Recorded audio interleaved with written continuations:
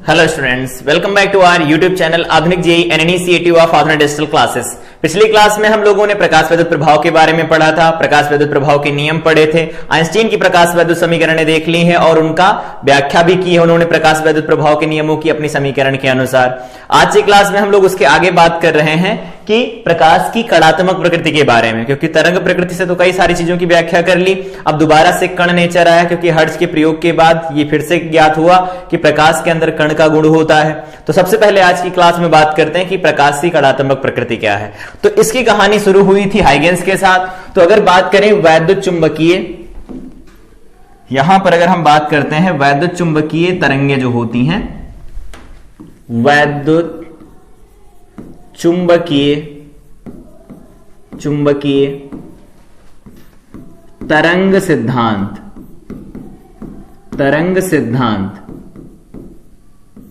द्वारा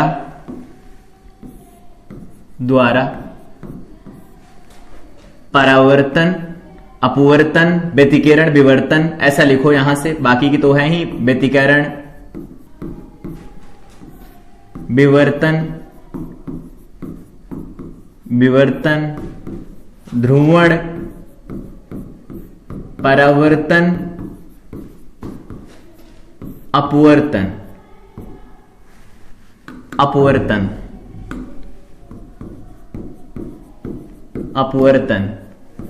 इन सब की व्याख्या की जा सकी थी। ये सारी चीजें हम लोगों ने पढ़ भी लिया है कि अगर वैद्युत चुंबकीय सिद्धांत को माने तो व्यतिकरण, विवर्तन, ध्रुवण, परावर्तन, अपवर्तन की व्याख्या की जा सकती है, की गई। ठीक है, ये तो पॉइंट हो गया हमारे पास, पहला पॉइंट। कणात्मक प्रकृति के अलग अलग पॉइंट्स लिखते हैं, ये पहला पॉइंट हो गया कि इसके द्वारा किसकी व्याख्या कर दी गई। तो विवर्तन, व्यतिकरण, ध्रुवण, परावर्तन, अपवर्तन, इन सब को हम लोग पढ़ चुके हैं। परावर्तन अपवर्तन को किरण प्रकाशिकी में देखा है और ध्रुवण को पढ़ा, विवर्तन को पढ़ा, व्यतिकरण को हम लोगों ने तरंग प्रकाशिकी में कंप्लीट पढ़ा, उसके न्यूमेरिकल भी सॉल्व कर लिए। तो वही यहां पर है अगला पॉइंट कि वैद्युत चुंबकीय तरंग सिद्धांत द्वारा व्यतिकरण, विवर्तन, ध्रुवण, परावर्तन, अपवर्तन की व्याख्या की जा सकी। इस सिद्धांत द्वारा, या कह सकते हैं वैद्युत चुंबकीय सिद्धांत द्वारा,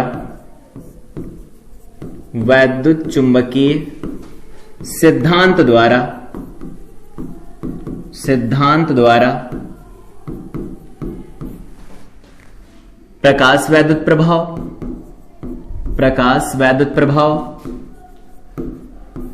प्रभाव, ठीक है। अगर बात करें कृष्णिका विकिरण,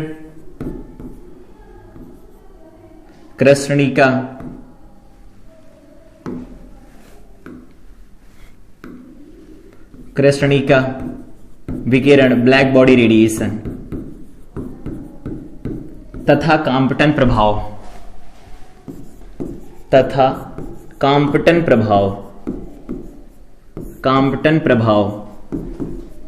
की व्याख्या नहीं की जा सकी।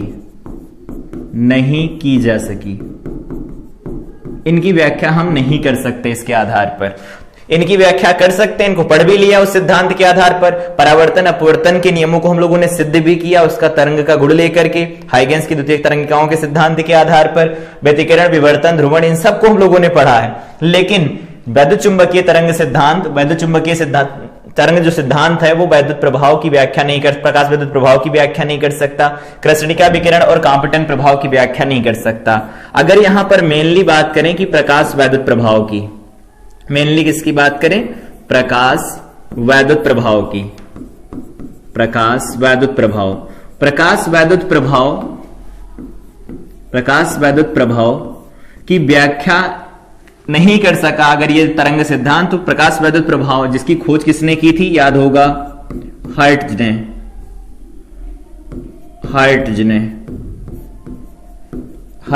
खोज की। ठीक है, अब इन्होंने खोज की तो देखो एक बार फिर से रिकॉल कर लेते हैं। और ये किसको, इस चीज को एक्सप्लेन नहीं कर सकता, उन सबको देखते हैं यहां। तो ये हमारे पास मान लेते हैं मेटल सरफेस है, धातु की सतह है, इस पर इलेक्ट्रॉन आकर, मतलब यहां से विकिरण आकर के गिर रहे हैं, इधर से विकिरण आकर के गिर रहे हैं, ऐसा विकिरण आकर के गिर रहे हैं, यहां से इलेक्ट्रॉन निकल रहे हैं, इधर से इलेक्ट्रॉन निकल रहे हैं, इधर से इलेक्ट्रॉन निकल रहे हैं, ऐसा हो रहा है। ठीक है, तो इधर से विकिरण आकर के गिरते हैं, उधर इलेक्ट्रॉन निकलते हैं।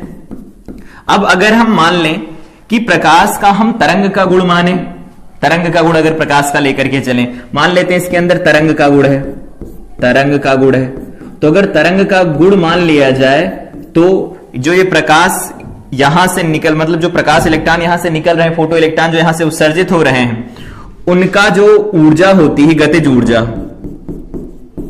गतिज ऊर्जा, वो किस पर निर्भर करनी चाहिए? ये तीव्रता पर निर्भर करनी चाहिए, तीव्रता पर निर्भर करनी चाहिए, निर्भर करनी चाहिए।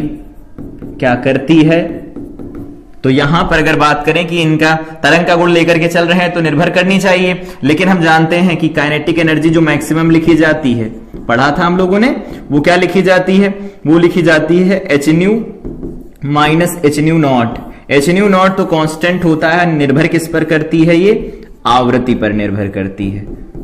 अब देखो ये आवृत्ति पर निर्भर कर रही है, इसको निर्भर किस पर करना चाहिए था? तीव्रता पर। ये विरोधाभासी तो है, निर्भर करना चाहिए था तीव्रता के ऊपर, लेकिन अगर तरंग का गुण माने तो, और निर्भर किस पर कर रही? आवृत्ति के ऊपर निर्भर कर रही। इसका मतलब यह है कि इसके अंदर हम तरंग का गुण रख करके प्रकाश विद्युत प्रभाव की व्याख्या नहीं कर सकते। समझ आया? ठीक है, अब बात करते हैं कि अगर हम इसकी व्याख्या नहीं कर सकते सिद्धांत को लगा करके, ऐसा करके, तो इसके बारे में और आगे कैसे बात की गई? तो इसके आगे बात की थी, यहां पर बात करते हैं हम लोग इधर नए पेज पर, black body radiation, black body radiation, radiation, black body radiation की व्याख्या करने के लिए, ब्लैक बॉडी रेडिएशन की व्याख्या करने के लिए क्या किया? यहां देखो, प्लांक साइंटिस्ट थे जिनके बारे में हम लोगों ने बात भी किया था। प्लांक ने एक परिकल्पना की, एक परिकल्पना की, कल्पना की। ये एक परिकल्पना किसकी थी? ब्लैक बॉडी रेडिएशन को समझाने के लिए इन्होंने परिकल्पना की। इस परिकल्पना में इन्होंने क्या माना कि जैसे कोई ब्लैक बॉडी है, वो अगर रेडिएट कर रहा है, एनर्जी रेडिएट कर रहा है, विकिरण का उत्सर्जन कर रहा है, तो विकिरण का जो उत्सर्जन होता है वो सतत ना होकर के विविक्त होता है, डिस्क्रीट होता है। तो वही ये प्लांक ने एक परिकल्पना की जिसके अनुसार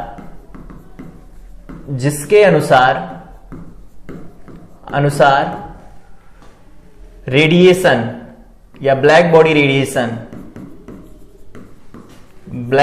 रेडिएशन सतत ना होकर विविक्त होता है। लिख सकते हैं, सतत ना होकर विविक्त होता है, विविक्त होता है। विविक्त का मतलब है छोड़ छोड़ के होता है, लगातार ऊर्जा का उत्सर्जन नहीं होता, कुछ छोटे छोटे अलग अलग अंतराल में छोटे छोटे पैकेट के रूप में ऊर्जा चलती है। तो प्लांक ने एक परिकल्पना की जिसके अनुसार ब्लैक बॉडी रेडिएशन सतत ना होकर विविक्त माना गया। इस सिद्धांत के आधार पर आइंस्टीन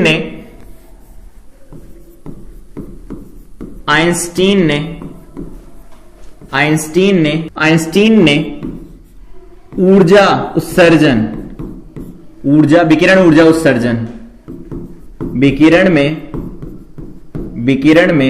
ऊर्जा उत्सर्जन, विकिरण में ऊर्जा उत्सर्जन के बारे में क्या बताया? कहा कि ये जो असतत हो रहा है, यहां पर इन्होंने बता दिया कि असतत होता है। इसी सिद्धांत का उपयोग करके इन्होंने एक प्रस्ताव दिया कि ठीक है, अगर ब्लैक बॉडी रेडिएशन में जो वहां से विकिरण निकल रहे हैं, उनसे ऊर्जा जो निकल रही है वो सतत नहीं है, डिस्क्रीट ऑर्डर में निकल रही, डिसकंटिन्यूअस है उनका स्पेक्ट्रम, तो आइंस्टीन ने विकिरण में ऊर्जा उत्सर्जन को एक निश्चित ऊर्जा पैकेट के रूप में इसको क्या किया? एक निश्चित ऊर्जा के पैकेट के रूप में, पैकेट का पूर्ण गुणक होती है, पूर्ण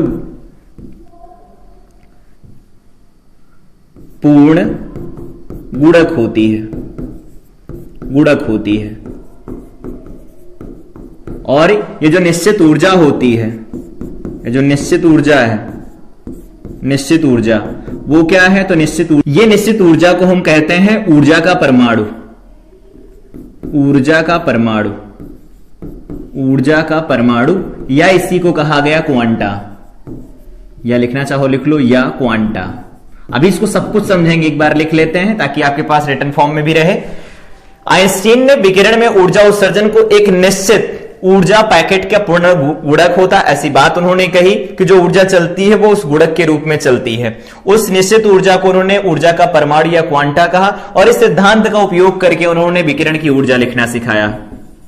विकिरण की ऊर्जा, विकिरण की ऊर्जा इन्होंने बताया विकिरण की जो ऊर्जा होती E इज इक्वल टू क्या लिखी जाती? h न्यू लिखी जा सकती है, जहां हम जानते हैं क्या, h जो होता है वो प्लांक नियतांक होता है, प्लांक नियतांक होता है, और यहां पर न्यू क्या होती है? तो ये विकिरण की आवृत्ति होती है, विकिरण की आवृत्ति होती है, आवृत्ति होती है। अब यहां पर यह सिद्ध हो गया कि अगर हमें ब्लैक बॉडी रेडिएशन को समझना है तो प्लांक ने कहा कि हम ये मान के चल रहे हैं कि जो भी यहां पर हो रहा होगा वो सतत ना होकर के असतत होता है। उत्सर्जन हो रहा विकिरणों का ब्लैक बॉडी से, कृष्णिका विकिरण जो होते हैं उत्सर्जित होते हैं ना, तो उसमें जो भी ऊर्जा हम तक पहुंच रही है वो ऊर्जा सतत ना होकर के असतत होती है। असतत ऊर्जा होती, इसका मतलब है आइंस्टीन ने प्रस्ताव दिया कि जो ऊर्जा ये चल रही है वो छोटे छोटे पैकेट के रूप में चल रही है, जिन्हें हम ऊर्जा का परमाणु या फिर क्वांटा कहते हैं। आई थिंक ये चीज समझ में आई होगी। और अगर ऐसी बात होती है तो हम यहां पर लिख सकते हैं विकिरण की ऊर्जा, विकिरण की ऊर्जा। तो विकिरण की ऊर्जा कैसे लिखी जा सकती है?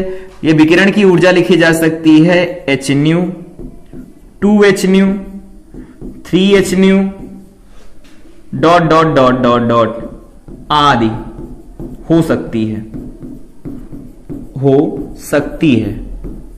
मतलब h न्यू का पूर्ण गुणक होगी, ऐसा ये बोल रहे हैं, जहां न्यू जो होती है वो आवृत्ति होती है, विकिरण की आवृत्ति। तो किसी विकिरण की जो ऊर्जा होती है h new, 2h new, 3h new, इस तरह से होती है। याद रखना ये कभी 1.5h न्यू नहीं होगी, ये ऐसा नहीं हो सकती। 3.2h न्यू ऐसा नहीं हो सकती, ये गलत है। तो ऐसी ऊर्जा गुणांक में नहीं हो सकती, ये केवल और केवल इलेक्ट्रॉनिक, जैसे लिखा जाता था चार्ज, क्वांटाइजेशन ऑफ चार्ज, आवेश का क्वांटीकरण, वैसे यहां पर है h new, 2h new, 3h new, वहां पर होता था n into E, 2E, 3, 4E ऐसे चलता था, वैसे यहां पर चल रहा है h new, 2h new, 3h new, इस तरह से होता है। अब एक बार फटाफट रिकॉल कर लेते हैं। सबसे पहले अगर बात करें इसको दोबारा से, कि सबसे पहले जब यहां पर बात हो रही थी, हाइगेंस का तरंग सिद्धांत चल रहा था, सबकी व्याख्या की जा रही थी। प्रकाश वैद्युत प्रभाव जैसे ही इसकी खोज हुई, उससे क्या पता चला कि ये अगर विकिरण होता, अगर तरंग का गुण लेकर के चलते हैं हम, तो तरंग के गुण के हिसाब से जो फोटो इलेक्ट्रॉन निकल रहे हैं, जो उत्सर्जित इलेक्ट्रॉन हो रहे हैं धातु की सतह से, उनकी जो ऊर्जा होती, गतिज ऊर्जा, वो आपतित प्रकाश की तीव्रता पर निर्भर करनी चाहिए थी। लेकिन जब आइंस्टीन की प्रकाश वैद्युत समीकरण आई और उसको प्रायोगिक रूप से देखा गया तो ऐसा बिल्कुल नहीं था। वो तीव्रता पर निर्भर नहीं कर रही थी, वो आवृत्ति पर निर्भर कर रही थी। और अगर तरंग आके गिर रहा है तो तरंग की तीव्रता पर निर्भर करनी चाहिए थी उनकी गतिज ऊर्जा, ऐसा नहीं हुआ। इसका मतलब तरंग के गुण का विरोधाभास हुआ, और इसके आधार पर हम कहते हैं कि ऐसा नहीं हो रहा। इसका मतलब है कि हम वहां पर अब कण का नेचर ढूंढेंगे। तो उस समय पर क्या हुआ, ब्लैक बॉडी रेडिएशन को एक्सप्लेन करने के लिए प्लांक ने क्या किया, एक परिकल्पना की कि इनसे जो विकिरण उत्सर्जित होते हैं वो सतत ना होकर असतत होते हैं। आइंस्टीन ने सुझाव दिया कि जो विकिरण उत्सर्जित हो रहे हैं इनमें जो ऊर्जा चलती है वो पैकेट के रूप में चलती है। इनको ऊर्जा के पैकेट या फिर ऊर्जा का परमाणु कहा जाता है। एक सबसे छोटा जो परमाणु होता है, ऊर्जा का परमाणु की बात नहीं, ऊर्जा के परमाणु की बात कर रहे हैं, जो आइंस्टीन ने बताया, सुझाव दिया था, उसकी ऊर्जा h न्यू लिखी जाती है। और जितनी भी ऊर्जा निकलती विकिरण से वो इसी h न्यू का मल्टीपल होती, पूर्ण गुणक के रूप में लिखी जाती है। इस आधार पर हम ये कह सकते हैं कि जो प्रकाश होता है, प्रकाश वैद्युत प्रभाव की परिघटना में कणात्मक प्रकृति रखता है, कण का नेचर शो करता है, कण की प्रकृति शो करता है। समझ में आया? आपके पास ये रिटन फॉर्म में रहेगा, इसको पढ़ सकते हैं। आई थिंक ये सारी चीज समझ में आई होगी कि विद्युत चुंबकीय तरंग सिद्धांत द्वारा हम इनकी व्याख्या तो कर सकते, प्रकाश वैद्युत प्रभाव की व्याख्या नहीं की जा सकती। उसके अलावा भी है, ब्लैक बॉडी रेडिएशन हो गया, कॉम्बटन प्रभाव हो गया, वो हमें उतना पढ़ना नहीं है। प्रकाश विद्युत प्रभाव था जो हर्ट्ज ने प्रयोग किया था। उसके अनुसार माने तो तरंग का गुण अगर रखते तो गतिज ऊर्जा किस पर, तीव्रता पर निर्भर करनी चाहिए थी। अधिकतम गतिज ऊर्जा जो निर्भर करती वो आवृत्ति पर करती, तो तरंग के गुण का विरोधाभास हुआ, अर्थात कण यहां पर अगर जो प्रकाश है वो कण नेचर शो करता है। अब बात कर लेते हैं प्रकाश के बारे में यहां पर कि प्रकाश का क्या है। तो प्रकाश के जो कण होते हैं, या फिर हम बात करें यहां पर देखो लिखा है प्लांक द्वारा कृष्णिका विकिरण। यहां पर समझना चाहें तो समझ लेते हैं, ये है ऊर्जा का पैकेट, ऊर्जा का पैकेट और ये किस ऊर्जा का पैकेट है, तो प्रकाश का। इसी को हम क्या कहते हैं, फोटान कहते हैं। पहले इसके बारे में सारी बात जान लेते हैं। ये ऐसा है, ऊर्जा का पैकेट है। प्रकाश जो होता है ऊर्जा के पैकेटों से मिलकर के बना होता है। उसका एक जो पैकेट होता है, एक पैकेट, उसे हम क्या कहते हैं, फोटान कहते हैं। अब इस फोटान के बारे में सारी जानकारी लेनी है तो पढ़ते हैं। प्लांक द्वारा ब्लैक बॉडी रेडिएशन में ऊर्जा वितरण की व्याख्या करते हुए विकिरण के क्वांटम सिद्धांत का जन्म हुआ। ये देखो यहां पर जो लिख लिया है ना, ये है प्लांक का क्वांटम सिद्धांत। प्लांक का क्वांटम सिद्धांत केमिस्ट्री में पढ़ा होगा। प्लांक का क्वांटम सिद्धांत, ये होता है प्लांक का क्वांटम सिद्धांत। तो जब ये ब्लैक बॉडी रेडिएशन की व्याख्या कर रहे थे प्लांक, तो वहां से जन्म हुआ प्रकाश, ये प्लांक के क्वांटम सिद्धांत का। अगर इसकी बात माने तो क्या है, विकिरण का उत्सर्जन सतत न होकर विविक्त होता, देखो अभी यही बात की गई थी, तथा ऊर्जा के एक निश्चित मान जिसमें ऊर्जा का परमाणु या क्वांटा कहा जाता है। यही कह रहे हैं विकिरण का जो उत्सर्जन होता है वो विविक्त होता है, मतलब डिसकंटिन्यूअस होता है। और इसके एक कण को, मतलब या कह सकते हो एक जो छोटा सा भाग होता है ऊर्जा का, उसे हम ऊर्जा का परमाणु कहते हैं या फिर हम इसे क्वांटा कहते हैं। और इस पूर्ण गुणक में लिखा जा सकता है, यहां से लिख सकते हैं विकिरण की जो ऊर्जा होगी E इज इक्वल टू, क्या लिखा जा सकता है उसे, E is equal to H into nu लिखा जाता है, जहां न्यू होती है आवृत्ति। न्यू क्या होती है, आवृत्ति होती है, जो भी विकिरण होगा उसकी आवृत्ति है। ये इस तरह से लिख सकते हैं। अब इसके बारे में कुछ पॉइंट्स, द्रव्य के साथ अन्योन्य क्रिया में, यहां पर एक बात और लिखना चाहे तो लिख सकते हैं इस वाले पॉइंट में, यहां पर कि जो ये गुण होता है ना, यहां पर ये जो कणात्मक प्रकृति होती है, तो प्रकाश द्रव्य के साथ कैसे रिएक्ट करता है, इस बात को हम तरंग का गुण रखकर नहीं समझ सकते। उसी बात को यहां पर लिखा जाता है। यहां पर लिखना हो तो लिख सकते हैं प्रकाश की द्रव्य के साथ अन्योन्य क्रिया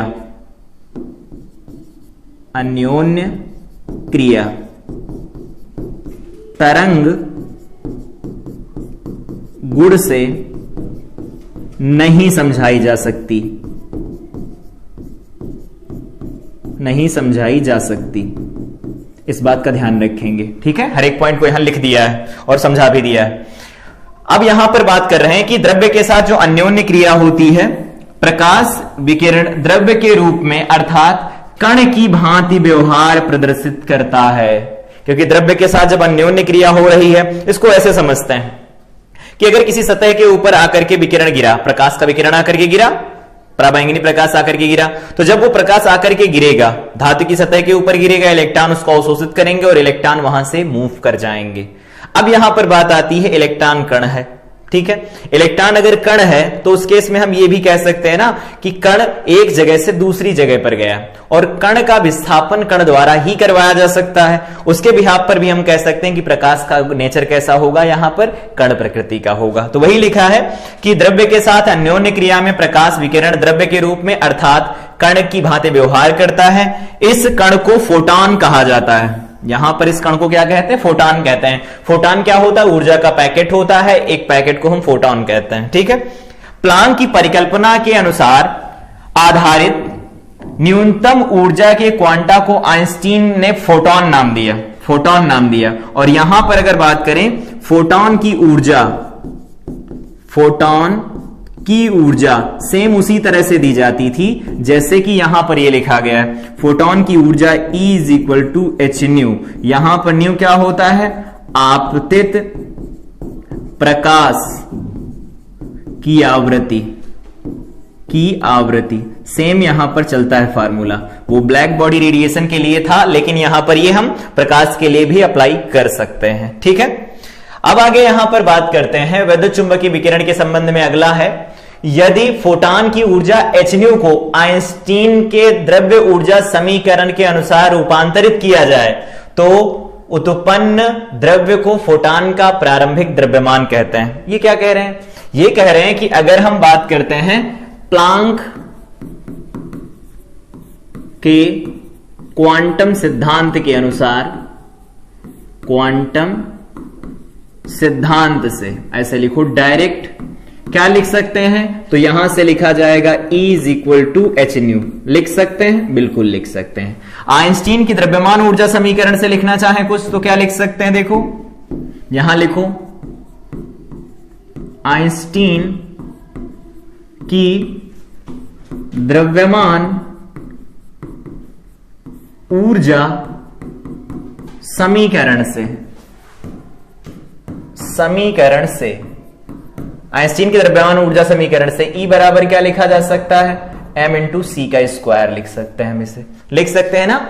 वही कह रहे हैं यदि एक फोटॉन की ऊर्जा को आइंस्टीन की द्रव्यमान ऊर्जा समीकरण के अनुसार द्रव्य में परिवर्तित किया जाए तो कह रहे उत्पन्न द्रव्य को फोटॉन का प्रभावी द्रव्यमान कहते हैं। जो भी यहां पर बनेगा तो इन दोनों को अगर हम बराबर बराबर कर लेते हैं तो उस केस में देखो यहां से मिल जाएगा m/c² लिखा जाएगा hν, और अगर इसे थोड़ा और सही से लिख दें तो लिख सकते हैं hc/λ।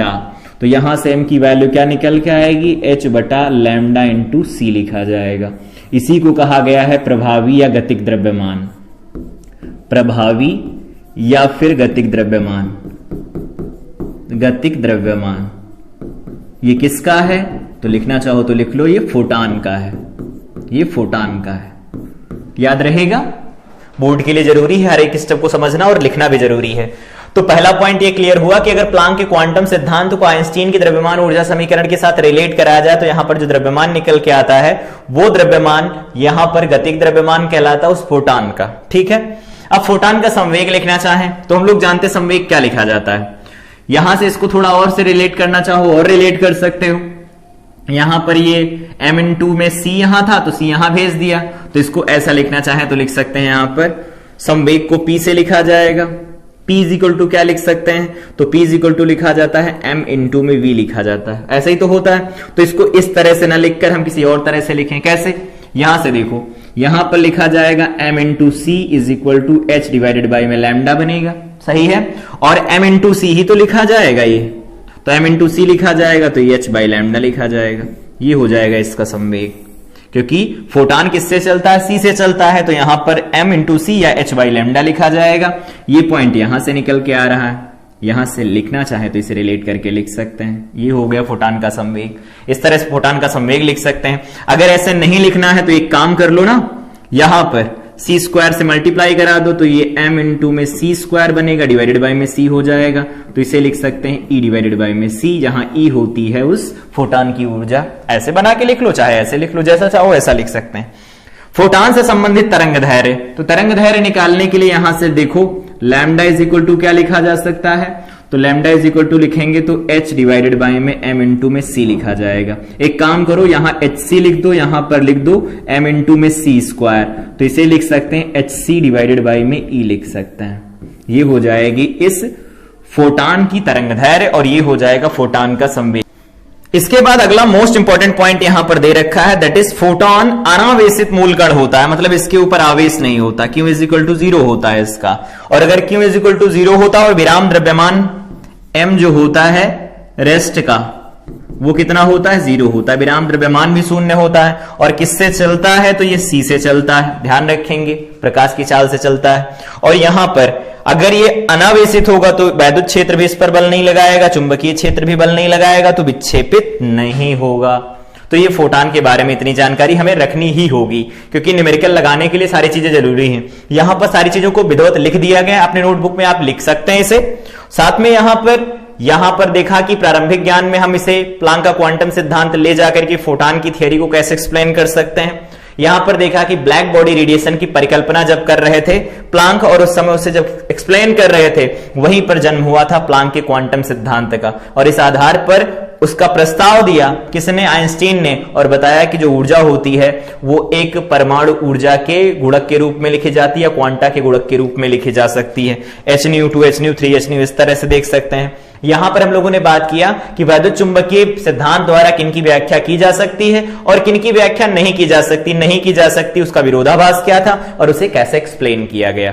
तो आज की क्लास में हम लोगों ने कणात्मक प्रकृति पढ़ा तथा फोटॉन का प्रारंभिक ज्ञान लिया कि क्या हम फोटॉन के ऊपर अगर कोई न्यूमेरिकल बनता है तो सॉल्व कर पाएंगे या नहीं कर पाएंगे। तो आई थिंक ये सारी क्लास समझ में आई होगी। अगली क्लास में हम लोग द्रव्य की द्वैतीय प्रकृति के बारे में बात करेंगे, साथ में डी ब्रोगली तरंग धैर्य के बारे में बात करेंगे कि हर एक कण के साथ कुछ ना कुछ तरंग धैर्य होती है, मतलब कण भी तरंग जैसा गुण प्रदर्शित कर सकता है, अर्थात कण तरंग भी होता है और कण भी रहता है, वो ऐसे प्रकाश कण भी है और तरंग भी है। ये हम अगली क्लास में देखेंगे। तो तब तक के लिए इस क्लास को रिवाइज करें, इसको नोट करें। मिलेंगे अगली क्लास में। Till then I wish you all the best.